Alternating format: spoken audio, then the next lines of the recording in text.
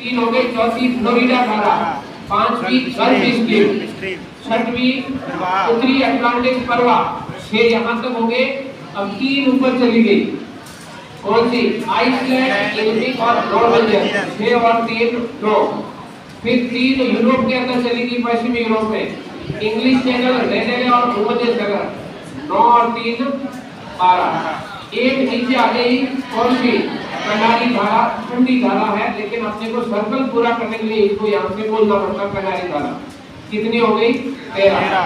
2 धाराएं ऐसी है जो ध्रुवों से होकर इसके अंदर आती है, एक तो ग्रीनलैंड के पूर्वी भाग से, एक ग्रीनलैंड के पूर्वी भाग से आती है, उसका नाम पूर्वी ग्रीनलैंड, और पश्चिमी भाग से आती है, उसका नाम लैब्राडोर धारा। टोटल उत्तरी अटलांटिका में 15 धाराएं।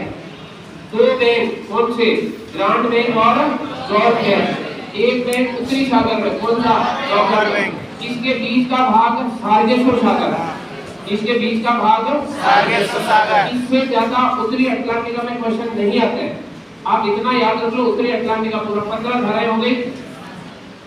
फिर दक्षिणी अटलांटिका, दक्षिणी अटलांटिका में पहला काम दक्षिण अटलांटिक विश्वद्वीप की धारा, दूसरी ब्राजील की धारा, तीसरी वापस दक्षिण अटलांटिका परवा, चौथा वापस यहाँ से बेंगुला धारा जो अफ्रीका के पश्चिम वाले भाग से चलती, 4 ये, और एक आती है फॉकलैंड, फॉकलैंड और अर्जेंटीना के बीच में चलती 5।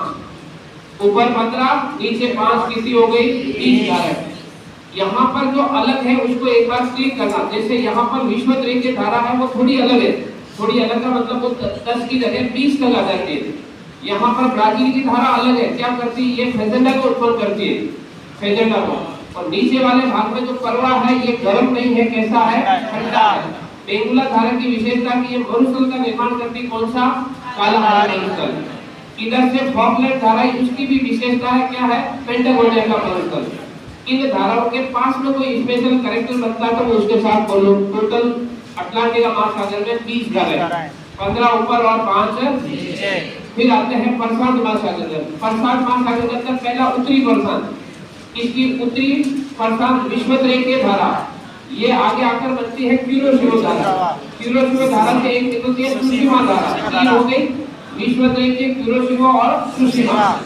फिर क्यूरोशिरो आगे जाकर बन जाती है फिर उत्तरी प्रशांत प्रवाह, कितने हो गए? 4। इस उत्तरी प्रशांत प्रवाह से 3 धाराएं निकलती है, 3 धाराएं। एक चली गई ऊपर इंग्लिश में,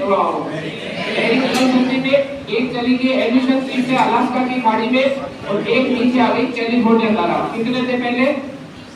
4 और 3 7 धाराएं। यहाँ पर जो कैलिफोर्निया की धारा अलग है, ठंडे जल की धारा, बाकी 6 कैसी है? गर्म जल धारा है। अब इस भाग के अंदर 2 ठंडे जल की धाराएं और है, कौन सी? एक तो बेरिंग गई तो वो वापस एक लेकर आएगी, क्या? क्यूराइल या ओयासिवा। एक यहाँ से सुशिमा गई तो वो भी नीचे ठंडा जल लेकर आई, कौन सी? कोकोटस धारा। तो कोकोटस और क्यूराइल, 7 और 2 कितनी हो गई? 9 धाराएं पर उत्तरी प्रशांत के अंदर।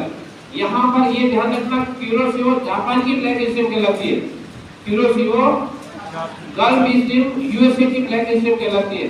फिर इसके ऊपर वाले भाग में एडिशन से नीचे कैलिफोर्निया धारा आती है, ये 2 मरुस्थल बनाती, कौन से?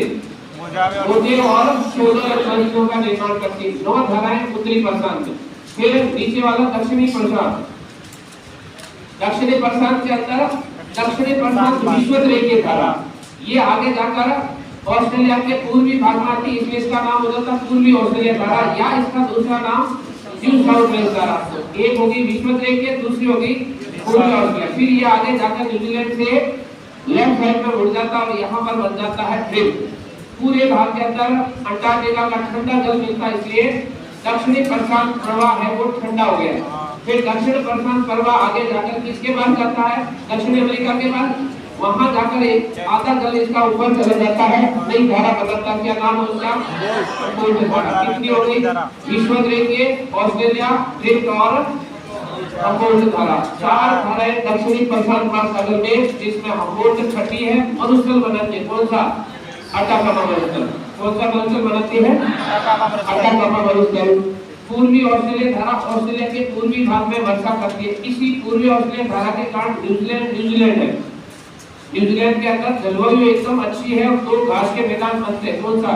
कैंट वैली और ओटागो का मैदान न्यूजीलैंड के अंदर। 4 धाराएं इसमें, 9 धाराएं ऊपर वाला में, 9 और 4 कितनी हो गई? 13 और 20 किसमें हो गई थी? अटलांटिका में कितनी हो गई? 33 धाराएं। अब तीसरा महासागर आता है हिंद महासागर। हिंद महासागर के उत्तरी भाग में 3 धाराएं, उत्तरी भाग में 3 धाराएं। कौन सी? तो यहाँ पर सीजन के अकॉर्डिंग धाराएं चलती है उत्तरी हिंद महासागर में। पहली, अगर उत्तरी गोलार्ध में शीत ऋतु है तो पहली धारा चलती है जिसका नाम है उत्तर पूर्वी मानसूनी धारा। इसी के कारण यहाँ पर नीचे वाले भाग में प्रति विषुवत रेखीय धारा चलती है जो 2 से लेकर 8 डिग्री दक्षिण अक्षांश के बीच में चलती है, प्रति विषुवत रेखीय धारा।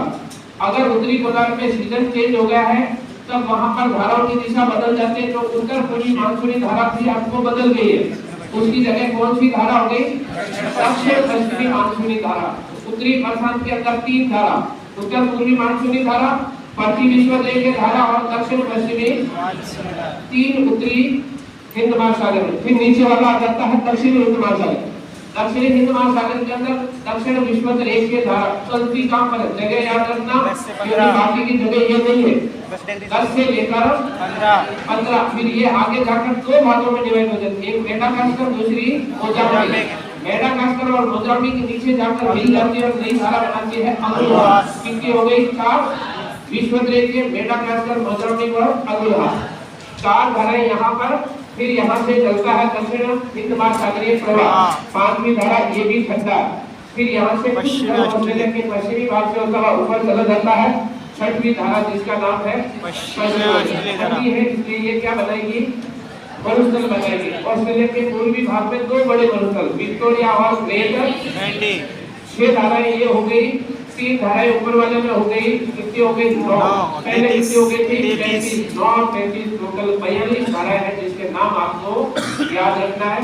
कौन सी धारा से कौन सा मरुस्थल बनता है या किस धारा के कारण कोई स्पेशल कैरेक्टर बनता है, इतना याद रख लो। धाराओं का कभी भी क्वेश्चन गलत नहीं हो। याद आपको देख के रखना होगा।